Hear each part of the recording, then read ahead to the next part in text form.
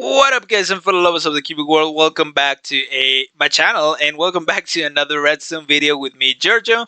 Today is gonna be a redstone tutorial because I'm gonna show you how to build a piston elevator. Why a piston elevator? Well, because I remember a time where piston elevators were a very popular thing in Minecraft. Uh, Not so much anymore. It's been a while since I've seen an actual one in the current version of Minecraft. And actually, I think most of the old elevators stopped working. There's maybe one that worked with alternating pistons like this, and you basically stood in the middle, and the first one pushed you up, the second one pushed you up. Maybe those kind of elevators still work, but yeah, I'm not sure. Anyways, nowadays we have like a lot of bubble baiters, elytra launchers, elytra itself with the rockets, um, flying machines, all of those stuff that really help you go up a in Minecraft, basically in a fast manner.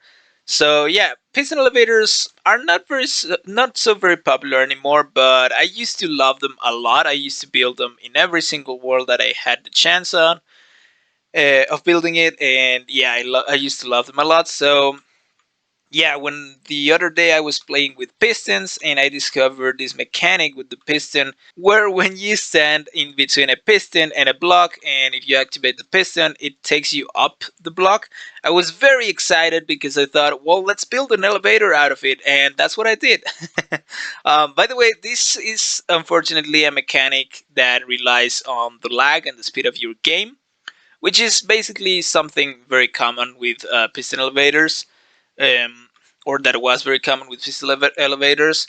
That if your game is not going fast enough, the piston might glitch a little bit, and, for example, pull you or whatnot.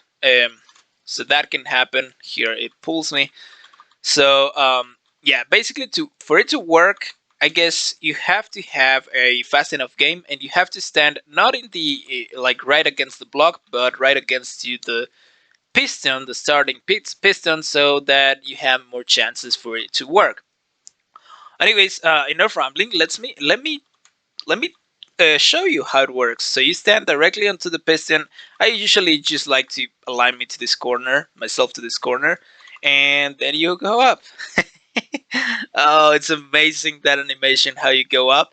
Um, and the cool thing about this design is that it's very simple. It's very versatile as well.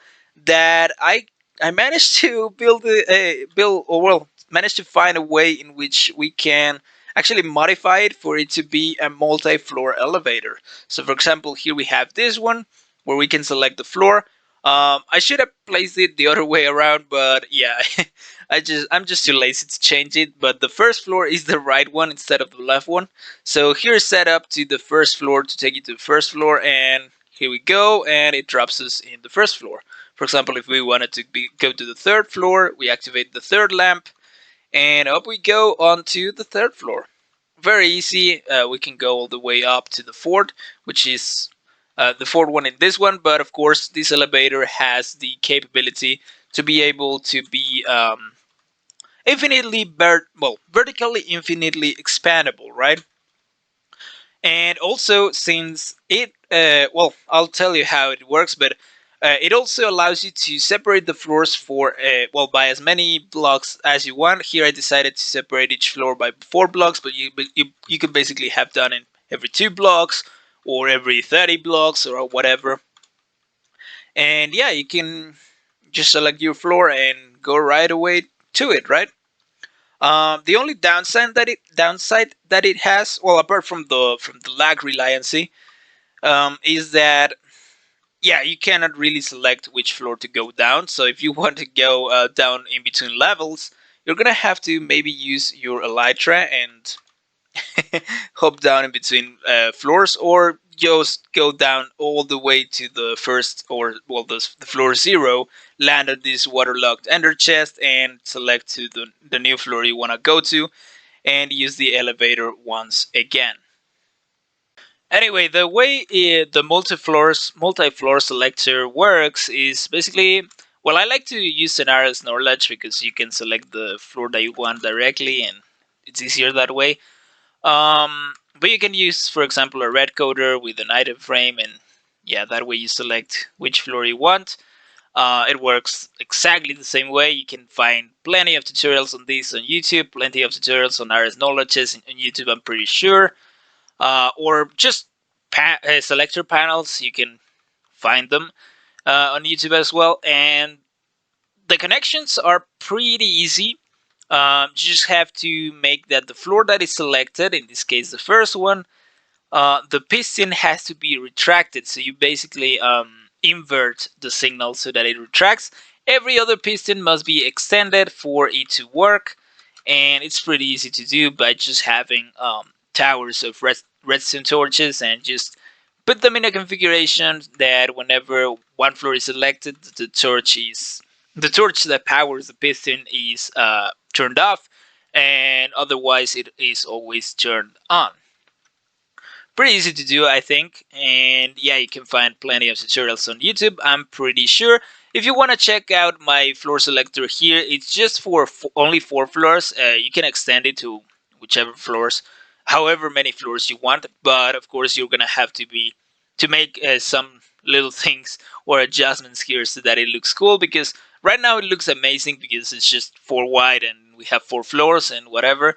But if, for example, you had 6 floors, the thing will go all the way to here, and you would have to center it or whatever. But yeah, if you want to use this design, then you're gonna be able to, because I'm gonna include a world download of this very world down in the description. You know the drill. You can download it, play around with the contraptions that I built here, and yeah. Anyways, let's get into the tutorial. So to build this elevator is super simple actually. It's just a pattern, or well, a series of patterns that you gotta follow and repeat as many times as you need. You can select it to be, or well, you can choose it to be however tall you want, basically. I'm gonna do it 18 tall just because, really. And I'm gonna decide that my floor is right here. So we're gonna decide our floor that is gonna be right here. It's gonna be like that. We're gonna place a node block inside the floor in the left side. Then we're gonna place 2 observers reading it on the right side and 1 observer reading it on the left side, just like so. The next thing that we're gonna do is place an observer on top of this observer and 2 observers on top of this right observer. It takes like a little L shape, and as you can see, it already kind of forms the elevator shaft a little bit. Oh, actually, I built it wrong. I'm so sorry, guys. I'm so sorry. The pistons, the observers don't go there. Actually, we have to first read the node block with an observer here to the back, and then we can place the 2 observers here to the right, the 2 observers vertically up, 1 observer to the left, and 1 observer vertically up on the left. So like that. This is the elevator shaft that we're gonna have here. Now, wherever you have your node block, we're gonna have to its right an ender chest, or at least I like to have an ender chest. It can be a normal chest as well if you want, if you like, just to have it waterlogged, and that way we can drop from all the way to the top onto here, land on the water, and no damage taken, basically. Anyways, we're gonna place a piston right at the left of, well, right in front of this observer facing into the elevator shaft, and another piston right in front of that observer facing into the elevator shaft as well. Then we're gonna come back here and we're gonna place an observer here and an observer here facing to the back. Then we're gonna place a normal block and a normal block in front of it. They have to be solid blocks because they need to transmit the redstone power.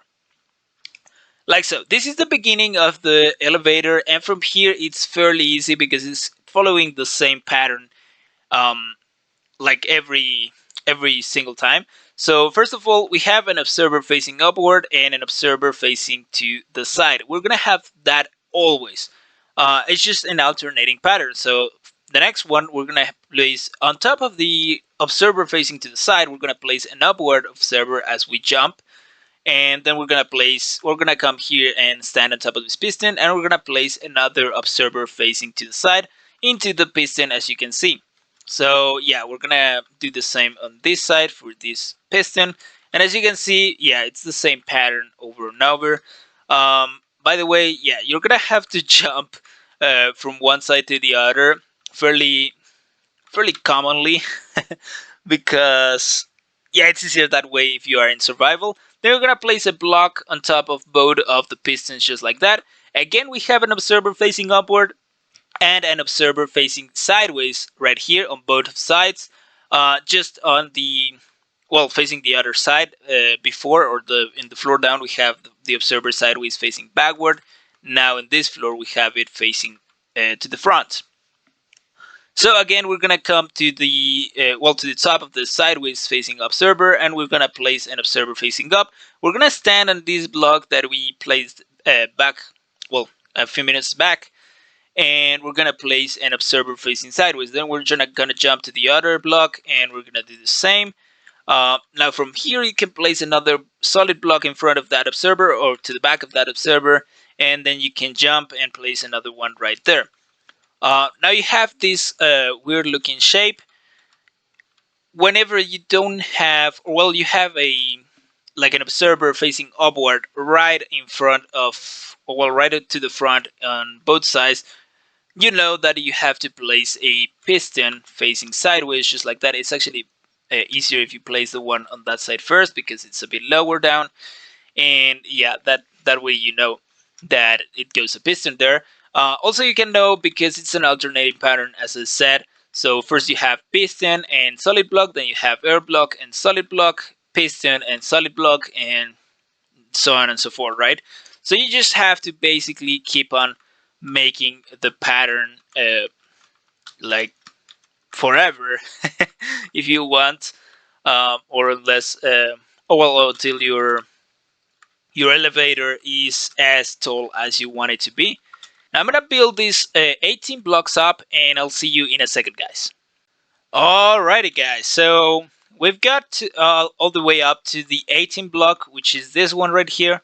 On both sides, I've built up to the 18 block, and well, our floor should be here. Our last floor should be here on the 18th floor, just because I decided to it to be here for it to be here. So here's our 18th floor, and actually we need some extra observers here on the side that has the last piston. If it was on this side, then we put them on this side, but in this case, it's on the right side, so we're gonna put them on the right side. So we follow the pattern, the same pattern once more, and we place our block right there, and that's about it. Now, if you're wondering, if you're one of the people that actually know a little bit about redstone, then you might be wondering why I do not just leave the observer like that without the block here. It's just a waste of blocks and whatever. It also has to be a solid block, so maybe if I leave it empty, then you could maybe decorate with some transparent blocks or whatever. But it's actually needed because whenever you have it like this, the update order is a bit different, and the piston actually fires um, a bit later than when we have the block on top of the piston. It's basically seamless. Actually, if we power it with quasi connectivity, you can see both of them practically extending at the same time. But it's not actually the real case. In reality, the piston fires a bit later, or the game updates a bit later. So yeah, the elevator fails in that way. So you actually need the solid blocks on top of each of the pistons. Now, this is for the part of the piston pushers. We actually need now the pistons that will push the floor in front of the pushers, so you actually have somewhere to go up, right? Or to step on, right? So we're gonna come back here down, and we're gonna follow a new pattern. So we have the node block here on the left, which means that our first piston is gonna push us to the right. It also means that we need a floor here on the right. So we're gonna place our floor block right here on top of this observer, and then we're gonna come back here and place a sticky piston right facing right into that block, at the back of it, right? From there, it's very easy to keep following the pattern because it's just an alternating pattern again.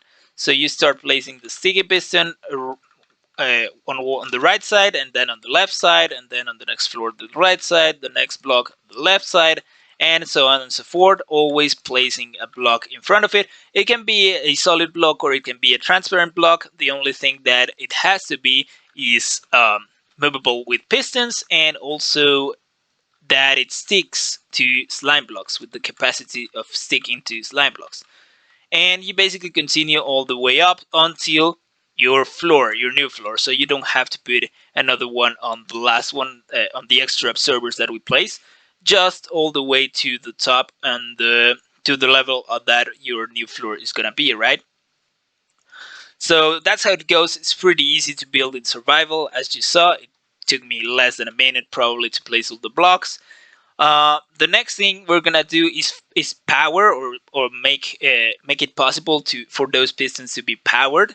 And the way we're gonna do it is placing a block here in front of this backward facing observer, just leaving an air gap, a block there. Then we're gonna place a repeater facing out of this block that we already had, and facing into another solid block that will power the first sticky piston.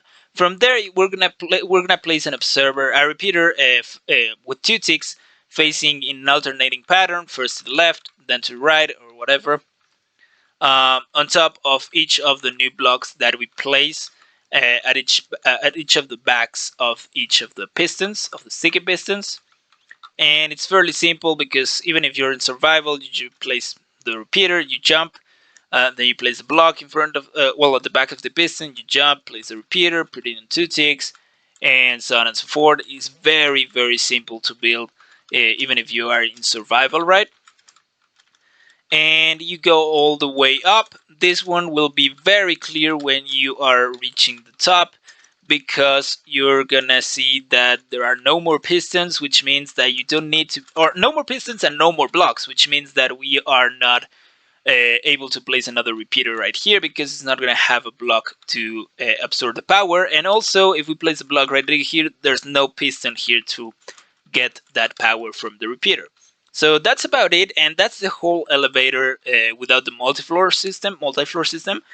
But yeah, if you just want an elevator that takes you from point A to point B, this is it. You can already use it, and it will work a charm. I always love how that looks. And that's basically it. You can also notice that when you reach the top, this sticky piston is all you need to push you into the new floor. So if we use it again, you can see that we don't have any other pusher that will push us to the floor. It's the same piston that push the block right here that also pushes you onto this floor, which I think it's pretty cool. It's pretty amazing how that works.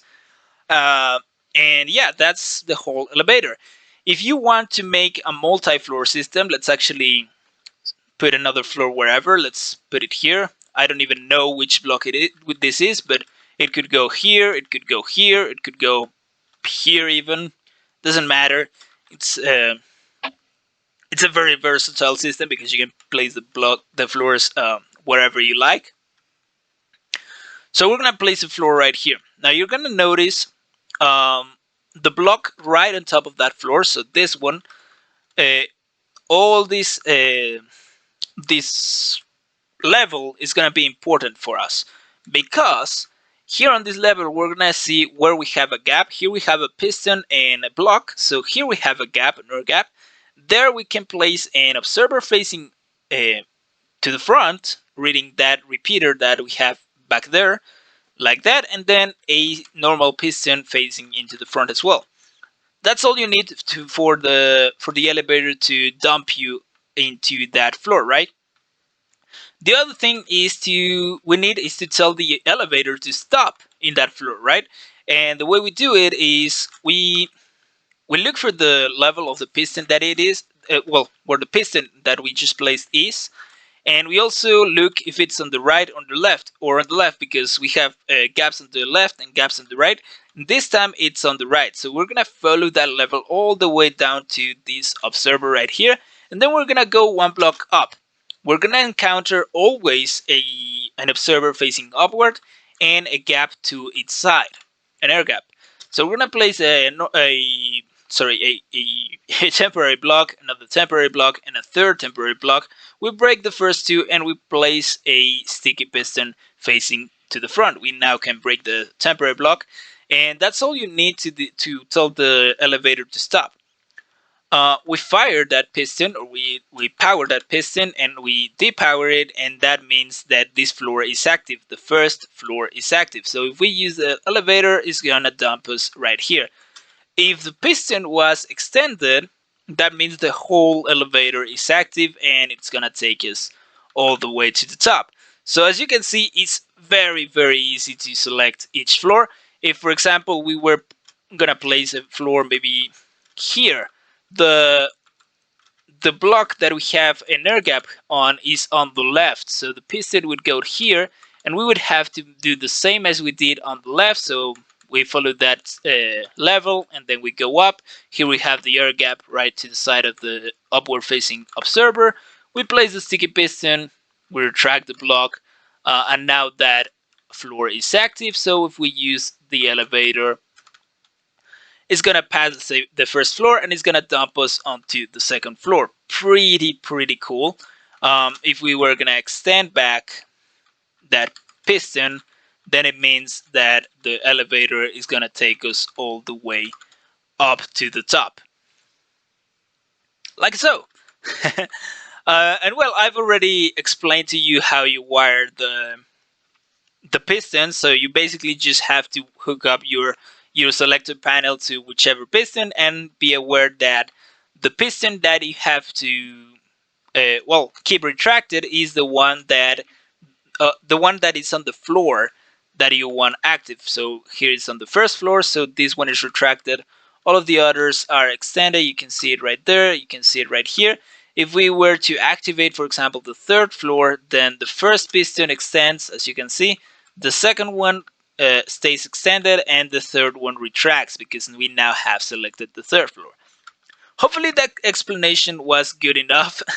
um, it's a little bit technical, I'll be honest with you, but I think if you follow the tutorial and you build it correctly, it's gonna be super fast. It's gonna be it's not gonna take you long to build it. And yeah, if you look on how a tutorial on how to build a control panel, and then you just connect it with a torch tower all the way to your different pistons on different floors, then you'll be good to go, guys, and it will be very easy for you, I'm sure. If you have any doubts, don't doubt to tell me in the comments. Tell me any concerns or whatever comment comes to your mind. I'll always read those, and I'll try to help you whatever it is. So yeah, that's it for the tutorial, guys. Thank you so much for watching. The the world download for this very world will be available for your download down in the description. And yeah, that's about it, guys. Thanks so much for watching. Thanks so much for passing by the channel. And yeah, if you like the video, if you find this contraption useful, please hit the thumbs up down below. And also consider subscribing if you'd like to see more content like this. It really helps the channel. And yeah, I'll see you next one. Have a great weekend, or a great week if this video comes out late. And yeah, I'll see you in the next one. Goodbye.